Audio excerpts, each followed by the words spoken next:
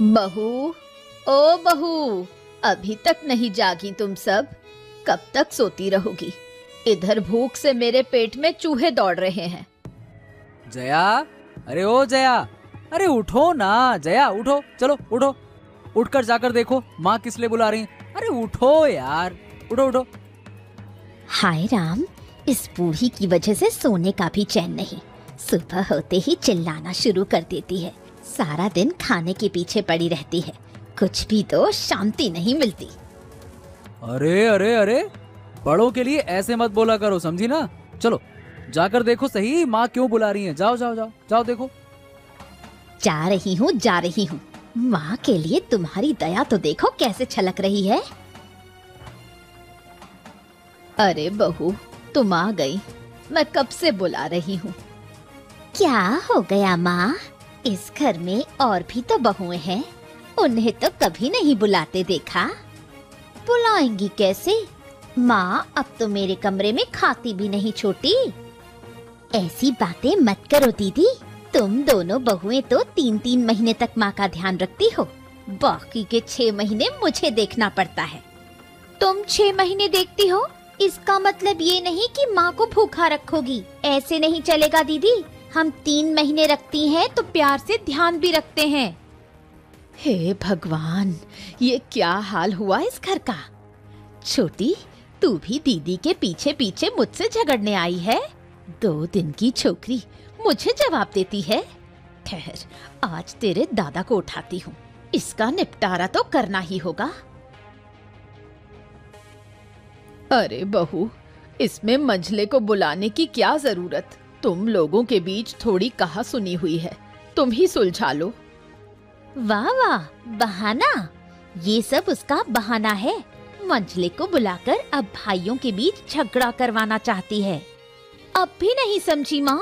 सब दीदी की चाल है, हमें लड़वाकर अलग होना चाहती है। अरे बहू, तुम सब कभी एक साथ थी ही कब? शादी के अगले दिन से ही तो अलग अलग खा रही हो। आप अब भी नहीं समझी माँ? ये लोग अब आपकी जिम्मेदारी नहीं लेना चाहते, इसलिए इतने बहाने कर रहे हैं। देखो देखो, ये लोग माँ के कान में कैसी कैसी बातें भर रही हैं। अरे क्या हो गया बॉदी, तुमने जया से ऐसा क्या कह दिया कि वो रोते रोते आई है? क्या बात है, क्या हो गया? मैंने क्या कहा? ये तो जया ने तुम्हें जरूर बताया होगा, तभी तो तुम झगड़ा करने आए हो। क्या मैं झगड़ा करने आया हूँ? बताओ। चुप हो जा बेटा, तू और कुछ मत बोल। इनकी समस्या इन्हें ही सुलझाने दे।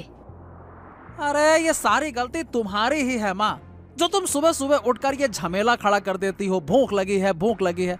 अरे थोड़ा सुबह और सो लोगी तो तुम्हारा क्या बिगड़ जाएगा? मैं क्या करूं रे, सुबह सुबह ही मेरी नींद खुल जाती है, तभी से भूखी पड़ी रहती हूँ। जब उजाला होता है तब बहुओं को बुलाती हूँ 2 रोटी के लिए। अरे इतनी सुबह रोटी मिलती है क्या माँ? अरे तुम्हें इतनी भूख लगती कहाँ से है? हमें तो ना लगती। ये बात तो तुमने सही कही प्रकाश। जैसे जैसे दिन बीत रहे हैं, माँ की भूख बढ़ती जा रही है। दीदी, तुमने बिल्कुल ठीक कहा। इस पेटू माँ को कौन कब तक पालेगा, कौन जाने।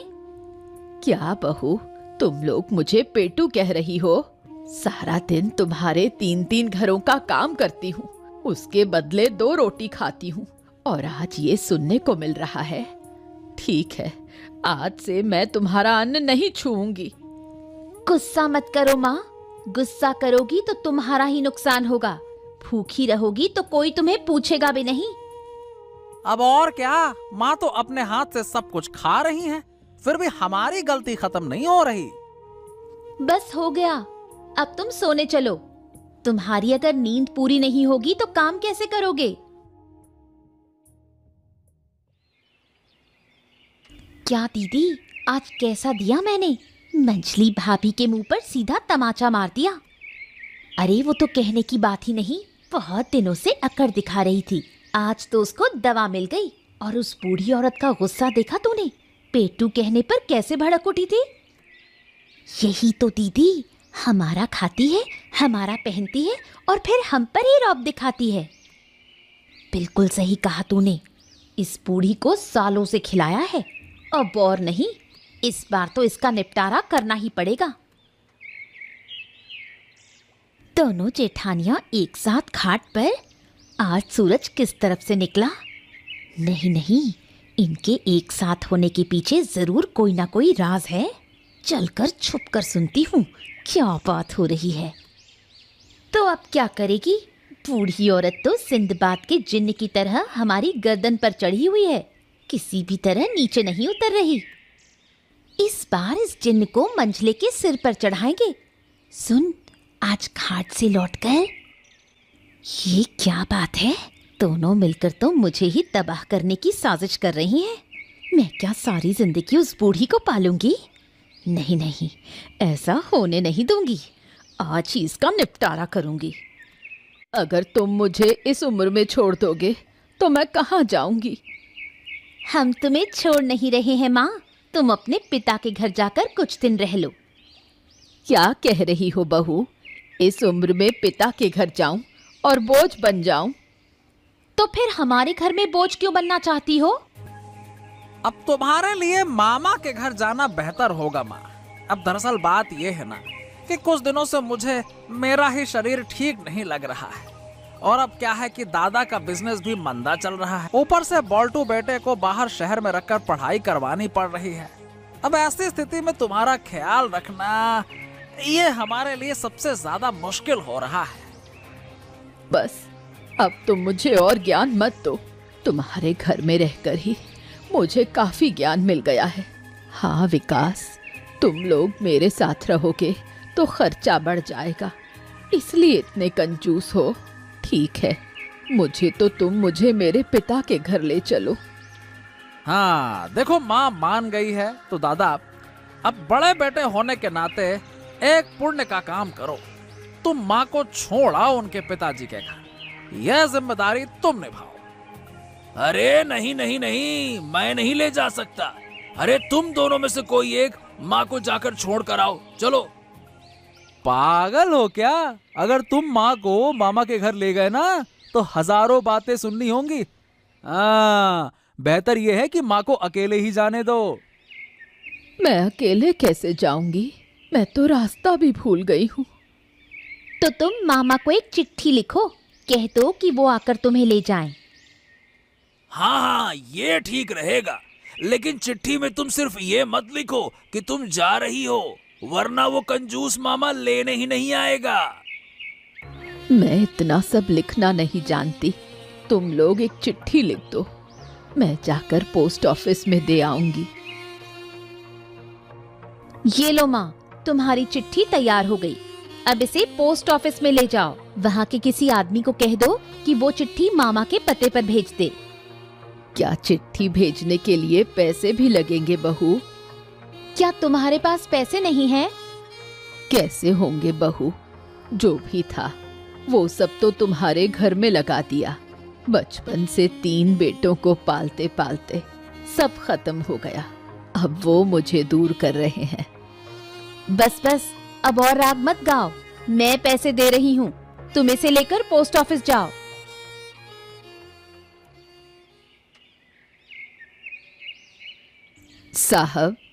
साहब घर में है? कौन है? अंदर आइए, आ जाइए आ जाइए। मैं एक काम से आई थी, मुझे भाई के पास एक चिट्ठी भेजनी है। हो, इतनी उम्र में भी चिट्ठी भेजने यहाँ तक आई हो? अरे घर में कोई नहीं है क्या? है तो, लेकिन मेरे 3 बेटे अपने काम में व्यस्त हैं, इसलिए चिट्ठी मुझे ही लानी पड़ी। ओहो, ठीक है, लाइए चिट्ठी दीजिए और खर्च के रूप में 2 रुपए दे दीजिए। चिट्ठी समय पर पहुंच जाएगी, लाइए। लो चिट्ठी और पैसे, थोड़ा जल्दी करिए। अगर चिट्ठी का जवाब आ गया तो मुझे फिर से तैयार होना पड़ेगा। अरे इसके बारे में तो आपको चिंता करने की जरूरत ही नहीं है, कल ही सारी चिट्ठियां भेज दी जाएंगी। ठीक है, अब आप अकेले घर जा पाएंगी या आपको साथ में भेजा जाए किसी के, बताइए। जी चली जाऊंगी, ये कोई बड़ी बात नहीं। बेटों के घर में इससे भी ज्यादा काम करती हूँ। अब मैं चलती हूँ, बीच में आकर देख लूंगी। अरे चिंता करने की कोई जरूरत नहीं है। आपके नाम से कोई चिट्ठी आएगी तो आपके घर पे भेज दी जाएगी, ठीक है ना? निश्चिंत रहिए, निश्चिंत रहिए, जाइए। मछली का सिर लो, वो मैंने तुम्हारे लिए पकाया है। अरे बस बस बस बस, और मत दो जया। बाप रे, इतना खाना खा लेने के बाद मछली का सर खाने के लिए क्या पेट में जगह बची है क्या?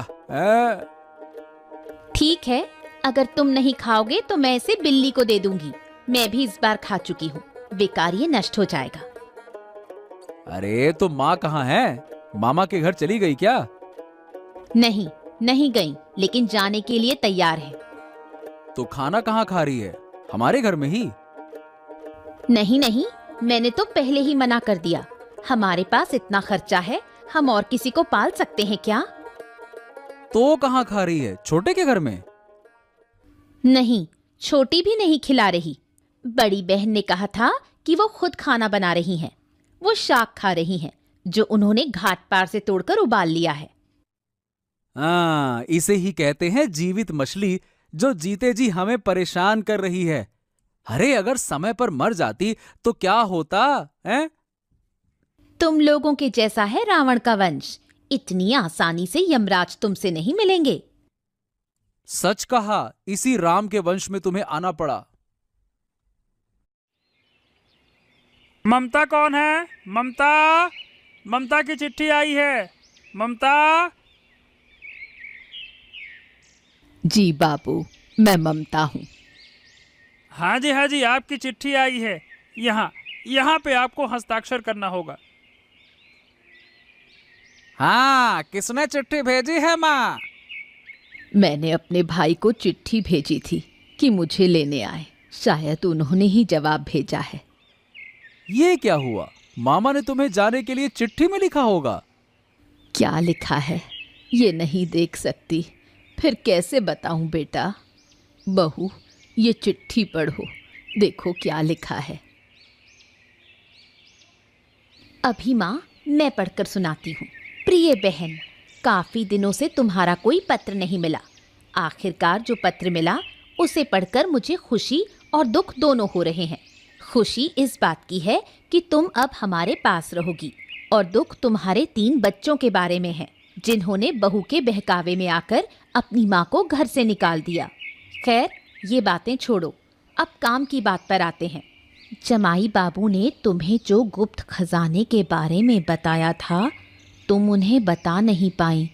सावधान रहना, कभी भी ये बात अपने 3 बेवकूफ़ बेटों से मत कहना। मैं बहुत जल्दी तुम्हें लेने आऊँगा, फिर हम दोनों भाई बहन मिलकर वो खजाना खोदेंगे और अमीर बन जाएंगे। अब ज़्यादा नहीं लिख रहा, तुम खुश रहो, बहुत जल्द आऊँगा। और ध्यान रखना, गुप्त खजाने की बात उन्हें मत बताना। नहीं, मैं तो इन बातों को नहीं जानती। क्या? ये क्या सुन रहा हूं मैं माँ? पापा ने तुम्हें गुप्त खजाने के बारे में बताया था, हैं? अरे बाप रे, ये क्या लिखा है? मुझे नहीं पता, क्या सोच रहे हैं वो। अरे अरे अरे, तो फिर मामा ने चिट्ठी में क्या लिखा? क्यों लिखा होगा ऐसा, हैं? अब समझ में आया। तुमने हमारे साथ इतने दिनों तक झूठ बोला माँ, है ना? बताओ बताओ, वो गुप्त खजाना कहाँ पे है माँ? बताओ ना। अरे सुनो माँ, मामा ने कोई गलत बात नहीं लिखी है, और उसने बार बार चेतावनी दी है कि तुम हमें मत बताना, हमें मत बताना। ऐसा क्यों कहता वो, हैं? बताओ भला। अरे माँ, अब बहुत हो गया, हम आपके ही तो बेटे हैं। अरे बताओ ना, वो खजाना कहाँ है? वो मोहरे कहाँ हैं? आपके बेटों का उस पर सबसे पहला हक बनता है। मैं तुम्हारे पैरों गिरता हूँ, बताओ ना माँ, कहाँ है? बताओ बताओ बताओ, कहाँ है? अरे अरे, मुझे कहाँ मिलेंगी मोहरे? ओफो भैया, अब क्या होगा? माँ ने तो मोहरों के बारे में कुछ बताया ही नहीं। अरे बताया तो नहीं, बताना होता तो अब तक बता देती। अब हमें जानना पड़ेगा छल से, बहाने से, अरे किसी भी तरीके से हमें वो मोहरों का पता लगाना ही पड़ेगा। हाँ भैया, लग जाओ काम पे अब। हाँ बिल्कुल सही कहा भैया। और इसके अलावा माँ को घर से नहीं निकाल सकते। अरे माँ ही नहीं रहेगी तो मोहरें और खजाने के बारे में बताएगा कौन? क्या हुआ, कुछ सोचा? अरे नहीं भाग्यवान, माँ से खजाने का राज जानने का अभी तक तो कोई तरीका सूझा नहीं। सोच रहा हूँ। मेरे पास एक तरीका है, अगर तुम चाहो तो तुम उसे आजमा सकते हो। हाँ क्या तरीका बताओ ना। अरे जो भी हो उस खजाने को मुझे पाना ही होगा, बताओ। इसके लिए हमें माँ का दिल जीतना होगा। अगर किसी तरह उसे समझा बुझाकर अपने करीब ला सके तो वो जरूर हमें खजाने का राज बताएगी। अरे तुम इतने यकीन से कैसे कह सकती हो कि माँ का दिल जीतने से वो खजाने का राज हमें बता ही देगी? हैं? माँ का दिल अपने बच्चों के लिए सबसे नरम होता है। अगर थोड़ी सी नजदीकी और प्यार से पेश आओ तो वो पिघल जाएगी। अरे पर उसे मनाएंगे कैसे, ये तो बताओ, कैसे मनाएंगे? इसके लिए हमें उसे अच्छे खाने खिलाने होंगे, उसे अच्छी जगह पर रखना होगा, तभी वो हमसे खुश होगी। हाँ बिल्कुल सही कहा तुमने पत्नी। हम कल से ही माँ की देखभाल शुरू करेंगे। कल सुबह से ही मुझे बुला लेना, मैं बाजार से मांस और मछली लेकर आऊंगा और तुम उन्हें पकाकर माँ को बढ़िया गर्मा गर्म खिलाना, है ना? उन्हें बहुत अच्छा लगेगा, उन्हें मछली पसंद भी है। ठीक है? ठीक है। और सुनो, ये बात दादा और बुआ को मत बताना। अगर उन्होंने जान लिया तो माँ का दिल जीतना हमारे लिए मुश्किल हो जाएगा। ठीक है, मैं किसी को नहीं बताऊंगा। चलो। लगता है सुबह हो गई है, चलो उठते हैं। अब फिर से नदी के किनारे जाना पड़ेगा। कल वहाँ कुछ अमरूल शाख दिखाई दिए थे, आज उन्हीं को तोड़कर दाल पकाऊंगी। ये क्या बहू, तुम तीनों यहाँ क्या कर रही हो? अभी अभी आपकी नींद खुली माँ, हम काफी देर से खाना लेकर आपका इंतजार कर रहे थे। मेरे लिए तुम लोग खाना लेकर आई हो? हे भगवान, क्या मैं सपना देख रही हूँ? सपना नहीं माँ, आप सच में जागी हुई हैं। देखिए, खाने से कितनी प्यारी खुशबू आ रही है। अगर ये सपना होता तो इतनी खुशबू नहीं आती। सही कहा, पर तुम लोग अचानक इतने खाने क्यों बना रही हो? आपके लिए माँ, आपके लिए। अब आप हाथ मुंह धोकर नाश्ता कर लीजिए। आपका बेटा बाजार गया है, वो जब आएगा तो हम दोपहर का खाना पकाएंगे। नहीं नहीं दीदी, माँ आज दोपहर में मेरे घर खाएंगी। वो तो सुबह सुबह मांस और मछली खरीदने गए थे। अब मैं कढ़ाई चढ़ाऊंगी। क्या माँ दोपहर में पुलाव मांस नहीं खा सकती? तुम लोग माँ को मांस और मछली खिलाओगे और मैं क्या बैठी रहूंगी? माँ आप मेरे घर चलिए, आज से आप वहीं रहेंगी और राजभोज खाएंगी। जो कुछ भी मुझे आता है मैं आपको पकाकर खिलाऊंगी। बड़ों से बहस मत करो छोटी, माँ मेरे घर रहेंगी। बिल्कुल नहीं दीदी, वो मेरे घर रहेंगी क्योंकि मैं उनकी छोटी बहू हूँ। बस बस चुप हो जाओ तुम तीनों, मैं अपने ही कक्ष में रहूंगी। तुम जो चाहो मुझे वहां भेज देना। ठीक है माँ, आप अब नाश्ता कर लें, दोपहर का खाना सही समय पर मिलेगा।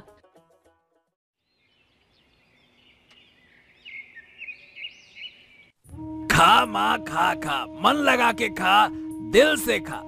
अब से रोज तुम्हारे लिए मांस मछली लाऊंगा मैं, है ना? और हम तुम्हारे पसंदीदा सारे पकवान बना देंगे। तुम लोगों के बिना नहीं खा सकूंगी बेटा, तुम लोग भी आओ मेरे साथ।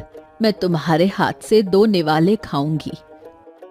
कितने दिनों से तुम्हारे हाथ का खाना नहीं खाया। जब हम छोटे थे तुमने हमें हमेशा खिलाया था माँ। तुम लोग भी आओ, कितने दिन हो गए माँ के हाथ का खाना नहीं खाया होगा तुमने। तुम्हें भी जरूर माँ के हाथ का खाना खाने को मन करता होगा। अरे दीदी, अरे ओ दीदी, कहाँ हो दीदी तुम? मैं आ गया। कौन आया है? रवि की आवाज सुनाई दे रही है। अरे मामा आ गए, अब लगता है वो माँ को ले जाएंगे। क्या हाल है दीदी, क्या हाल है?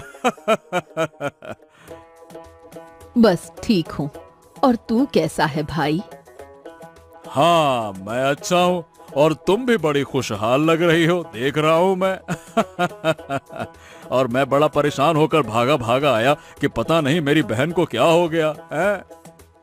ये लोग कह रहे थे कि घर छोड़कर चली जाओ, तो नहीं नहीं मामा जी, अब वो बातें तो हम भूल चुके हैं। माँ अब हमारे साथ रहेंगी। अच्छा, तो अब तुम माँ को क्यों रखना चाहते हो ये मैं अच्छे से समझ गया। हाँ हाँ हाँ हाँ, वो पत्र पढ़कर ही तुम्हारी सोच बदली है ना, है ना? लेकिन ध्यान से सुनो, उस पत्र में जो कुछ भी लिखा था वो झूठ था। क्या झूठ लिखा था? ये आप क्या कह रहे हो मामा? हाँ, दीदी का पत्र मुझे जब मिला तो मैं थोड़ा व्यस्त था, इसीलिए आने में कुछ दिन की देरी हो गई।